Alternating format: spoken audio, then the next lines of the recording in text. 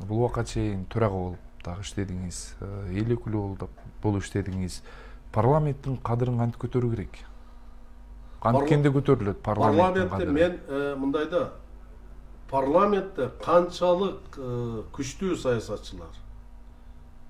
саясатчы барса, ал мамлекеттин өнүгүшүнө аябай эле жакшы жардам берет деп.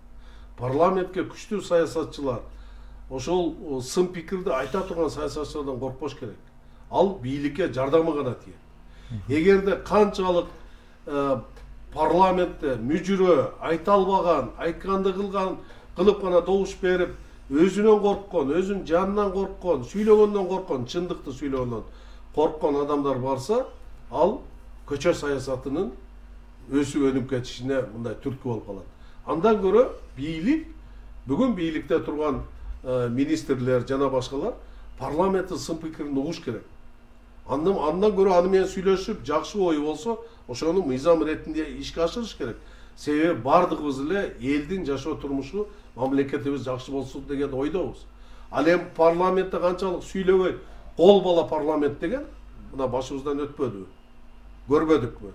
Кол бала парламент ал элдин таламын, элдин мүдөөсүн чече албаган парламент, ал бийликке зыян каап келет.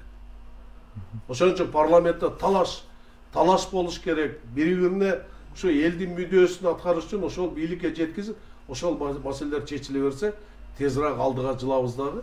Бийлик үчүн да бул аябай чоң мындай трамплин, ошого түрткүч да болуп берилет да. Негизи ушул депутат деген, эл өкүлү деген өзүнүн идеясы үчүн бир чекке чейин күрөшүш керекпи депутат деген? Себеп бул убакка чейин көрдүк, айрым учурларда өзүнүн пикирин айтып чыгып, бирок эртеси күнү өзгөрүп кеткен. Депутат деген элдин атынан сүйлөй турган эки эле адам бар өзү. Бул шайланган президент, экинчиси эл депутаттары. Ал өзүнүн идеясын айтпай, ошол элде болгон көйгөйдү чечүү үчүн барып, ошол иштебеген мыйзамды туура мыйзамга жасоо, аны түздөө, жаңы мыйзам жазуу болуп эсептелет. Анан биздин парламентте бүгүнкү күндө алып көрүңүз, 2095-жылкы, 2000-жылкы, 2005, эң акыркысы 2010-жылдагы парламенттин күчтүүлүгүнүн составын карап көрсөңүз, бүгүн асман менен жердей болуп калды. Парламенттин, депутаттын деңгээли түштү. Деңгээли аябай түшүп кетти. Себеп дегенде, ошол парламентке, мен жаман деп бир дагы адамды айта албайм. Ошол депутаттыкка деңгээли, билим деңгээли, анын иштөө опыту жана башкасы жетпегендер жетип барып, ошол парламенттин деңгээли түшүп кетти дейм да. Да, алар жаман адам эмес. Бизнести мүмкүн жакшы кылышат. Башка нерсени жакшы өздөштүрүшкөн, мындай рыночный экономикада. Бирок депутат деген муну менен чектелбейт да. Депутат деген ошол мыйзамды билиш керек.